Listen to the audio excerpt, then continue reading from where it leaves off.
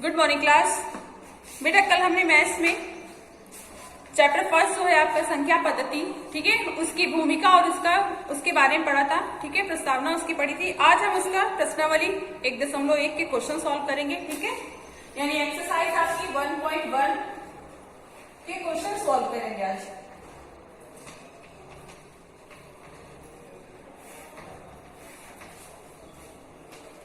आपका first question है, क्या शून्य एक परिमेय संख्या है? क्या इसे आप P/Q के रूप में लिख सकते हैं, जहां P और Q पूर्णांक हैं और Q इज नॉट इक्वल 0 है, ठीक है।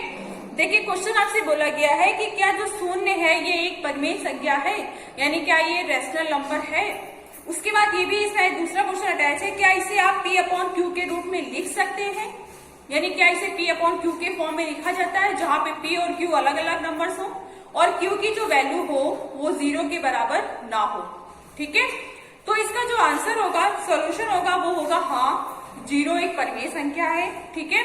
क्यों है? क्योंकि बेटा इसको हम संख्या रेखा पे निरूपित कर सकते हैं, यानी इसको हम संख्या रेखा पर दर्शा सकते हैं, ठीक है, संख्या रेखा पर हम दर्शा सकते हैं।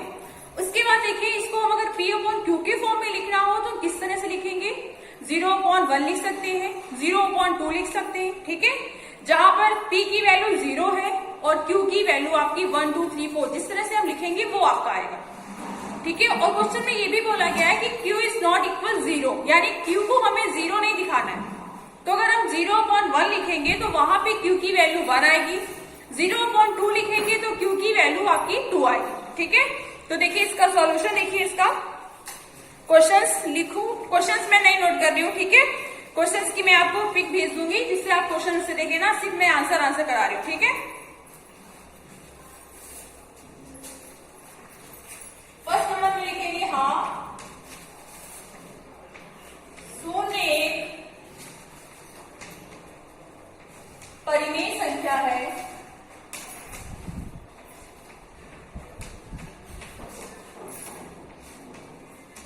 परिमेय संख्या है क्योंकि इसे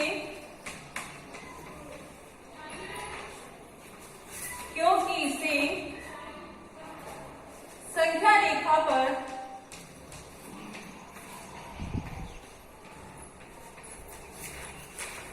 प्रदर्शित कर सकते हैं,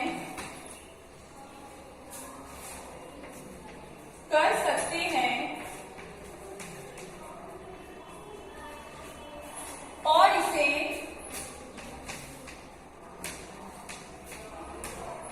इसे P/Q के रूप में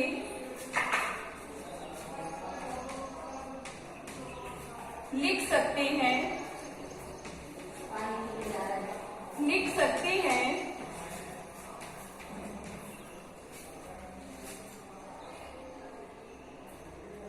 उसके बाद लिख सकते हैं शून्य को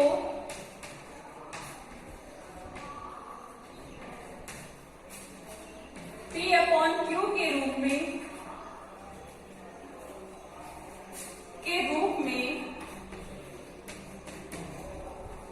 व्यक्त करने पर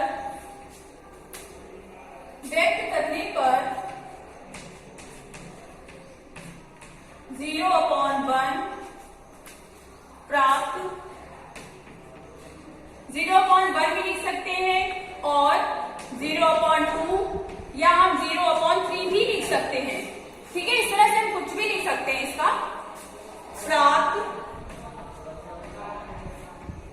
प्राप्त होता है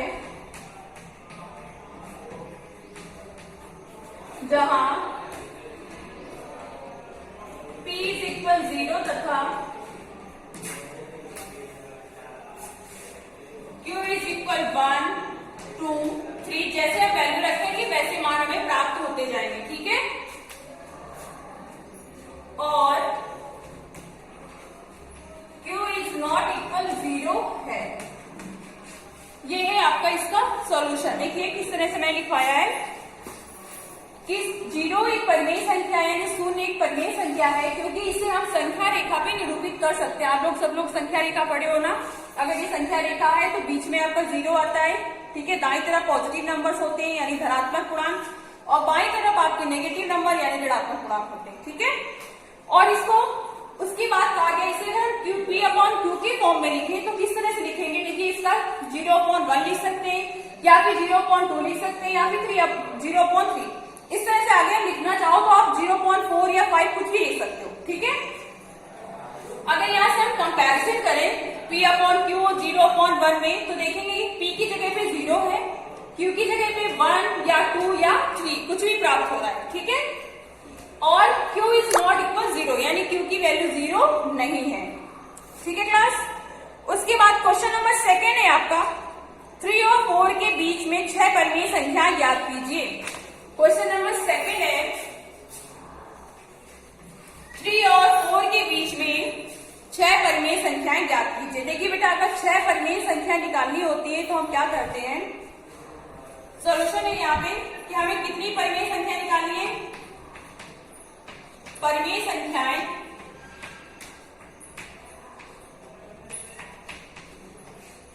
ज्ञात करनी है।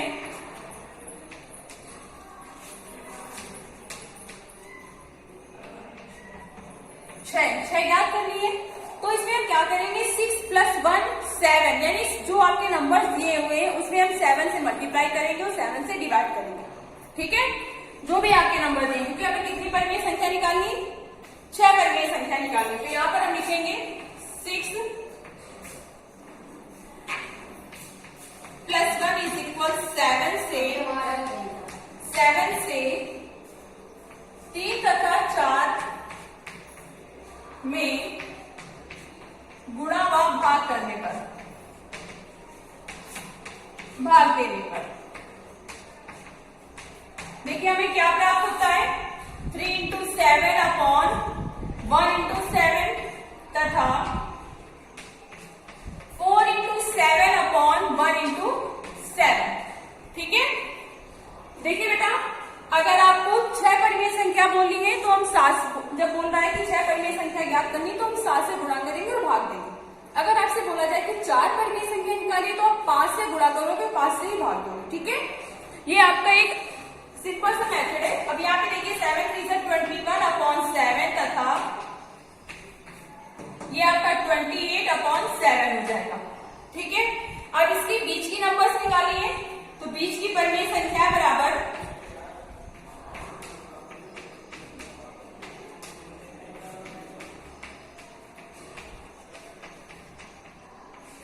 यहां से आपको होते थे 22/7, 23/7, 24/7, 25/7, 26/7 तथा 27/7, ठीक है। ये आपके 1 2 3 4 5 6 जो है इन दोनों नंबर्स के बीच की परिमेय संख्याएं हैं, क्लियर। उसके बाद देखिए क्वेश्चन नंबर 3 है आपका, 3/5 तथा 4/5 के बीच 5 परिमेय संख्या ज्ञात कीजिए। आपको क्वेश्चन नंबर 4 में 5 परिमेय संख्या निकालनी है, ये मैं आपको समझा रही हूँ, करना आपको है ये क्वेश्चन, ठीक है।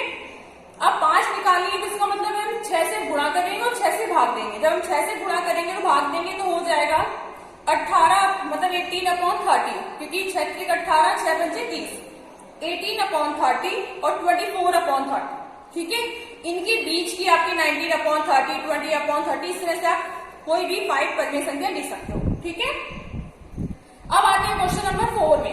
क्वेश्चन नंबर 4 है, नीचे दिए गए कथन सत्य है या असत्य, कारण के साथ अपने उत्तर दीजिए। जो नीचे आपके 3 कथन दिए हुए हैं, आपको ये बताना है ये सही है या गलत। अगर सही है तो क्यों सही है और गलत है तो क्यों गलत है, आपको इसका रीजन भी देना है, ठीक है। तो देखिए मैं इसको क्वेश्चन नंबर 1, 2 को इरेज कर रही हूँ। क्वेश्चन नंबर 1 को पहले मैं इरेज कर रही हूँ।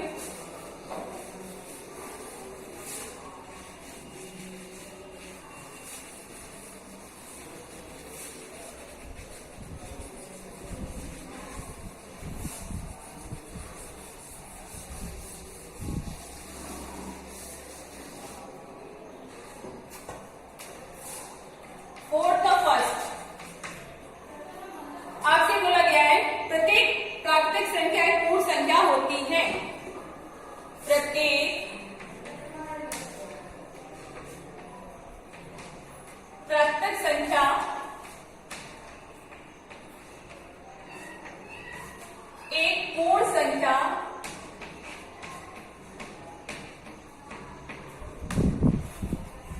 होती है। देखिए बेटा, कल मैंने आपको समझाया था कि जो प्राकृतिक संख्याएं होती है वो 1 से स्टार्ट होके अनंत तक जाती है। ठीक है, 1 से स्टार्ट होती है और अनंत तक जाती है, जबकि पूर्ण संख्याएं जो होती है वो 0 से स्टार्ट होके अनंत तक जाती है। ठीक है, तो यहाँ भी बोला गया प्रत्येक प्राकृतिक संख्या एक पूर्ण संख्या है। ये कथन सत्य है या असत्य? तो ये कथन जो है आपका सत्य है। ठीक है, कारण क्या है इसका कि क्यों सत्य है ये? इसका जो कारण है वो ये है, यहाँ पे लिखेंगे हम कारण, क्योंकि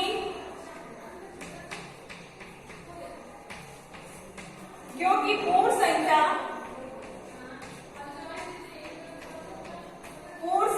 में सभी प्राकृतिक संख्याएं शामिल होती हैं।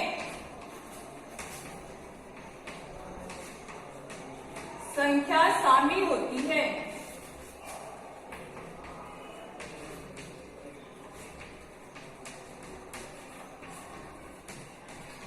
ये इसका रीजन है। ठीक है, क्वेश्चन नंबर सेकेंड है, प्रत्येक पूर्णांक एक पूर्ण संख्या होती है। देखिए इसी का सेकेंड पार्ट है, प्रत्येक पूर्णांक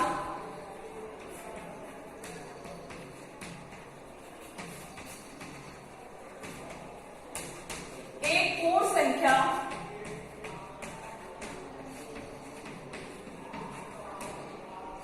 होती है।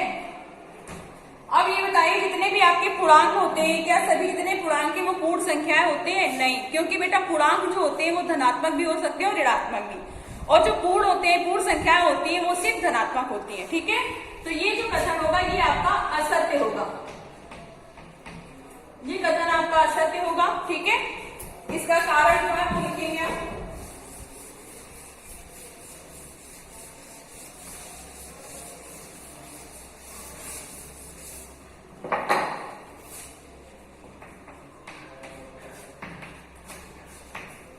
इसका कारण लिखिए, क्योंकि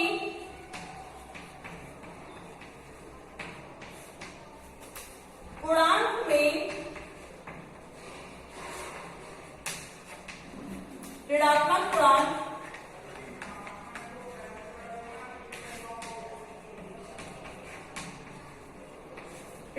पूर्णांक भी होते हैं,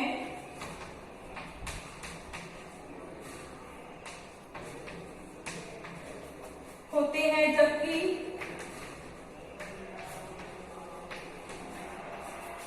पूर्ण संख्याओं में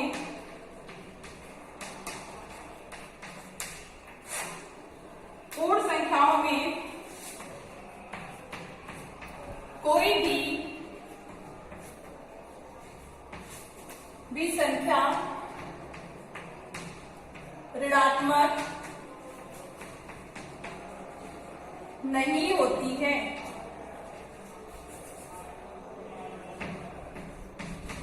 नहीं होती है। उसके बाद थर्ड पार्ट है आपका इसी का, बोला गया है प्रत्येक परिमेय संख्या एक पूर्ण संख्या होती है। प्रत्येक परिमेय संख्या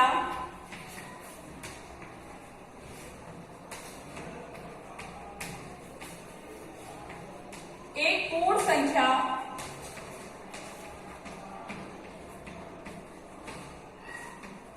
होती है। देखिए बेटा, प्रत्येक परिमेय संख्या एक पूर्ण संख्या नहीं होती है। ठीक है, ये भी आपका असत्य है। इसका कारण लिखिए,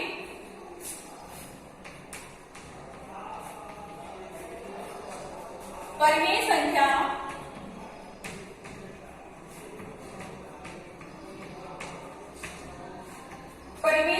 में अन्य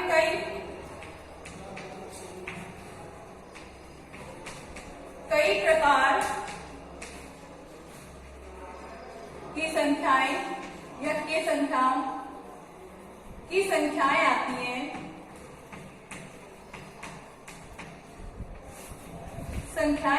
हैं, जिनको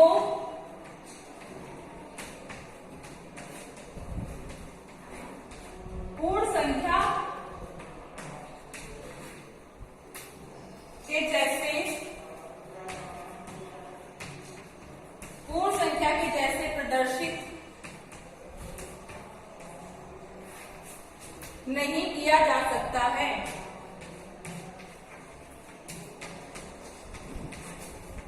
नहीं किया जा सकता है। बेटा आज की आपकी एक्सरसाइज यहीं पे खत्म हुई, ठीक है। कल हम लोग पढ़ेंगे अपरिमेय संख्या। आज हमने पढ़ा परिमेय संख्या और कल पढ़ेंगे अपरिमेय संख्या, ठीक है।